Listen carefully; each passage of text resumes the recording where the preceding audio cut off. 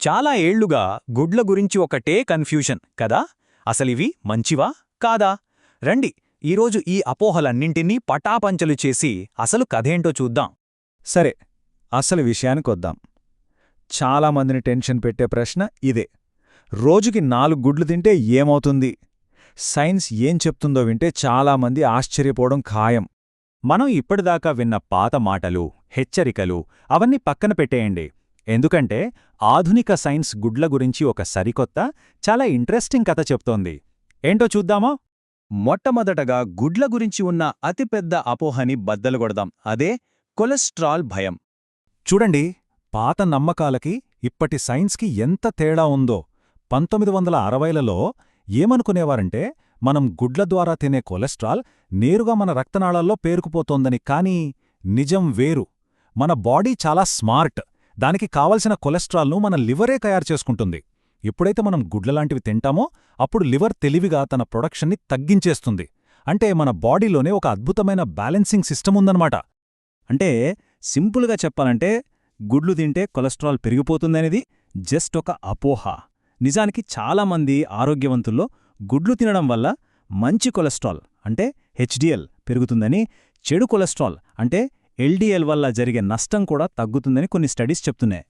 సరే, ఈ కొలెస్ట్రాల్ కథ పక్కన పెడితే గుడ్లలో ఉన్న అసలైన సూపర్ పవర్ గురించి మాట్లాడుకుందాం. అదే వాటిలోని ప్రోటీన్ క్వాలిటీ. ఈ 100% నెంబర్ చూసి కన్ఫ్యూజ్ అవ్వకండి. ఇది గుడ్డులోని ప్రోటీన్ ఎంత పవర్ఫుల్లో చెప్తోంది. దీన్నే బయోలాజికల్ వాల్యూ అంటారు.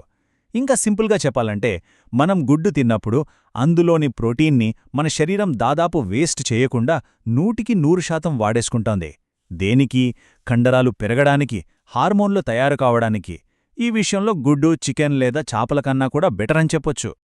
గుడ్లల్లో ల్యూసిన్ అనే ఒక మ్యాజికల్ అమినో యాసిడ్ ఉంటుంది. ఇది మన శరీరంలో ఒక స్విచ్లా పనిచేస్తుంది. ఈ స్విచ్ ఆన్ అయితే చాలు, కండరాలు రిపేర్ అవ్వడం, పెరగడం స్టార్ట్ అవుతాయి. ముఖ్యంగా ఎక్సర్సైజ్ చేసేవాళ్లకి, వయసు పెరుగుతున్న వాళ్లకి ఇది చాలా చాలా ముఖ్యం.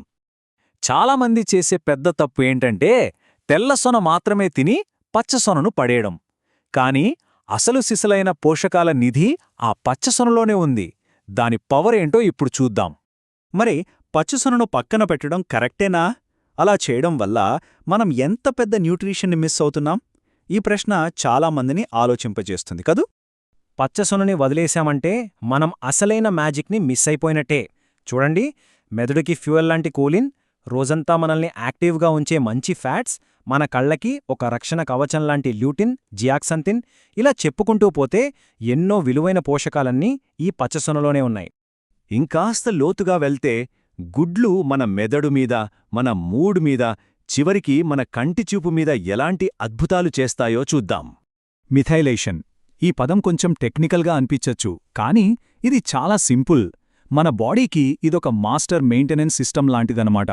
మన డిఎన్ఏని రిపేర్ చేయడం, బాడీలోని చెడుని బయటకు పంపడం, మన బ్రెయిన్ చురుగ్గా పనిచేయడానికి కావలసిన కెమికల్స్ని తయారు చేయడం, ఇవన్నీ ఈ సిస్టమ్ పనే. మరి ఈ సిస్టమ్ సరిగ్గా పనిచేయాలంటే దానికి ఫ్యూల్ కావాలి కదా. ఆ ఫ్యూలే గుడ్లలో ఉండే కోలిన్, B12 లాంటి పోషకాలు. ఈ పోలిక ఎంత అద్భుతంగా ఉందో చూడండి. ల్యూటిన్, జియాక్సింతిన్ ఇవి మన కళ్లకి లోపల వేసుకునే సన్ గ్లాసెస్ లాంటివి. ఇవి మన కంటిలోని రెటినాలో పేరుకుపోయి మొబైల్స్, కంప్యూటర్ల నుంచి వచ్చే హానికరమైన బ్లూ లైట్ నుండి మనల్ని కాపాడతాయి. ఓకే, గుడ్లు ఎంత మంచివో తెలిసింది కదా.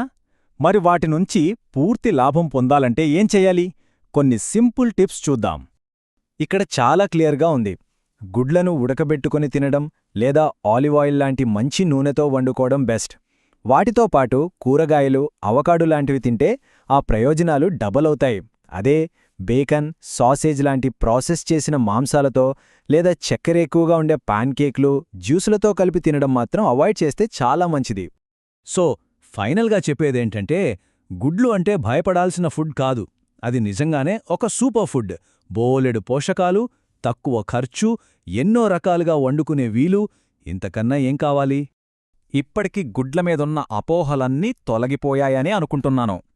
ఇప్పుడు అసలు ప్రశ్నేంటంటే ఇంత పవర్ఫుల్ అయిన ఈ ఫుడ్ని మన డైట్లో భాగం చేసుకుని మన జీవితాన్ని ఇంకా ఆరోగ్యంగా ఎలా మార్చుకోవచ్చో ఒక్కసారి ఆలోచించండి.